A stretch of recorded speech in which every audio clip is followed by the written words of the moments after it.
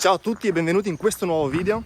Oggi farò un trekking molto interessante, soprattutto in questo periodo autunnale. Mi trovo in provincia di Padova, in Veneto, precisamente nel paese di Battaglia Terme, e farò sentiero numero 29 del Parco Regionale dei Colli Euganei. Si tratta del Sentiero delle Creste per il Monte Ceva ed è unico perché ha un paesaggio incredibile, è ricco di biodiversità, ha dei tratti un po' esposti e anche una geologia vulcanica molto interessante. Il punto di partenza è un parcheggio gratuito e anche area camper. Ho imboccato la via Monte Nuovo, adesso il primo tratto è pianeggiante, sto camminando su una strada sterrata, alla mia destra ho i campi e alla mia sinistra ho i vigneti.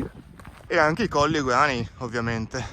Il trekking che affronterò sarà di media difficoltà e escursionistico, saranno circa 5 km, 250-300 metri di dislivello, con dei tratti in cordata da fare un po' di attenzione. Tempo di percorrenza 2-3 orette e a parer mio questo è uno dei trekking più belli da fare qui nei Colli Euganei, soprattutto in questo periodo autunnale.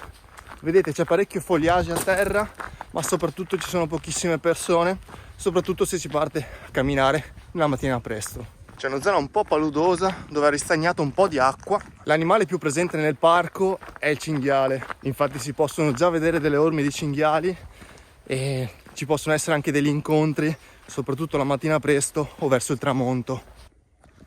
Ok, dopo il tratto pianeggiante abbiamo il primo bivio, eccolo qui, Monte Ceva 40, a seguire il sentiero numero 29.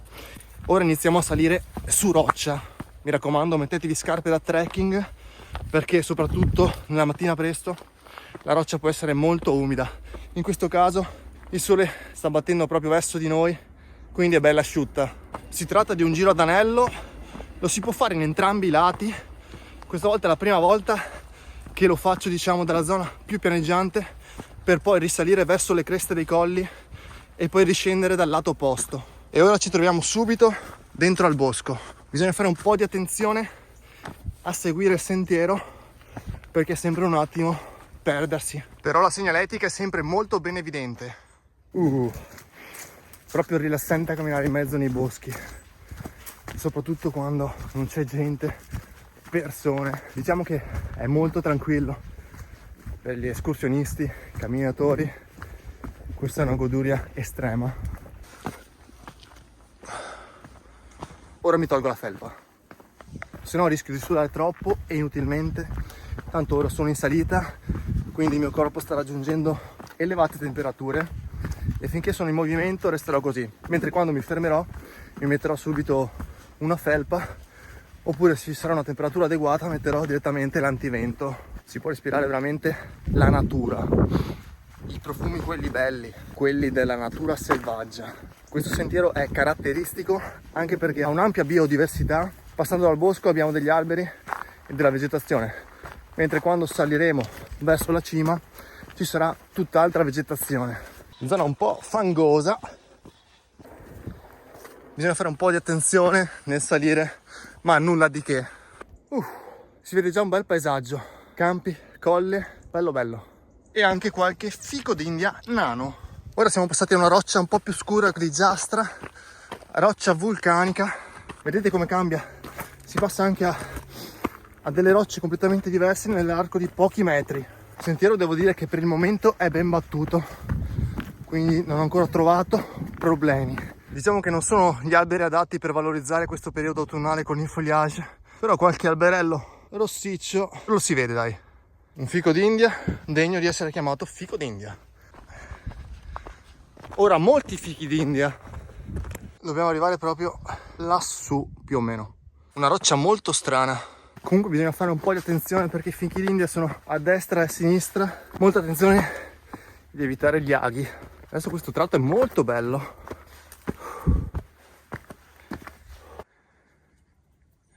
La salita comunque è bella decisa, si fa subito tutto a dislivello, bene o male, quindi è subito una bella sudata iniziale. Ecco qui, ora abbiamo il primo pezzo con una corda dove metterci un po' in sicurezza.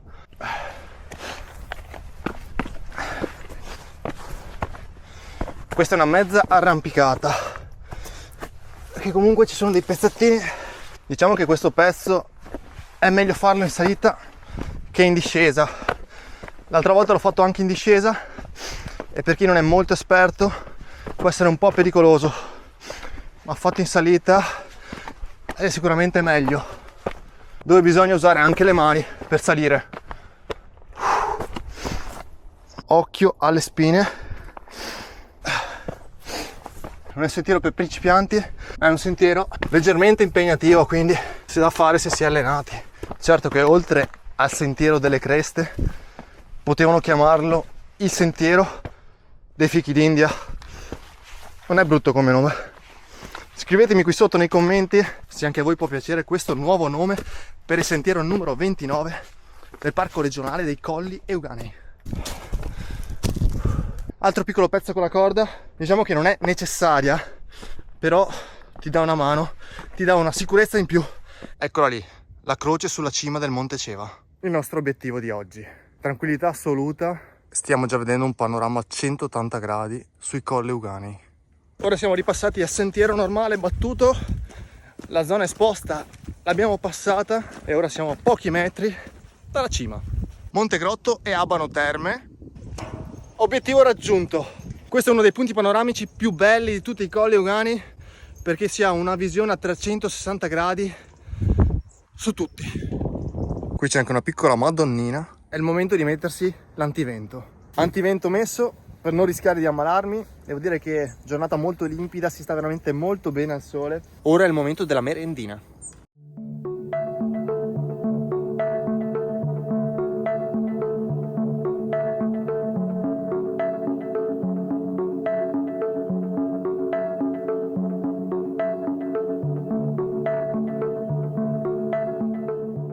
Questa è tutta la strada che ho fatto all'inizio del sentiero. Ora dovrò fare tutto questo pezzo delle varie creste dei colli e scendere di nuovo laggiù. Quella là in fondo è la rocca di Monselice. È arrivato il momento di ripartire.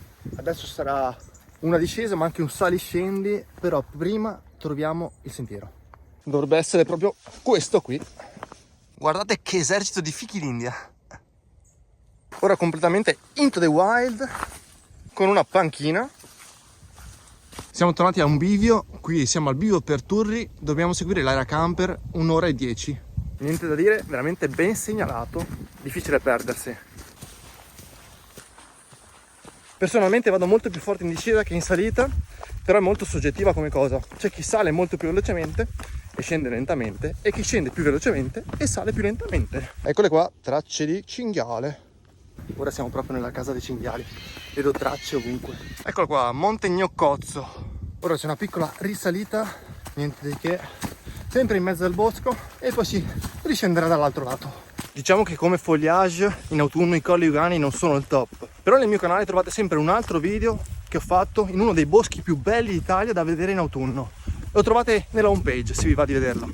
Ora troviamo un'altra zona un po' ripida e un po' rocciosa, un po' come quella che abbiamo fatto all'andata.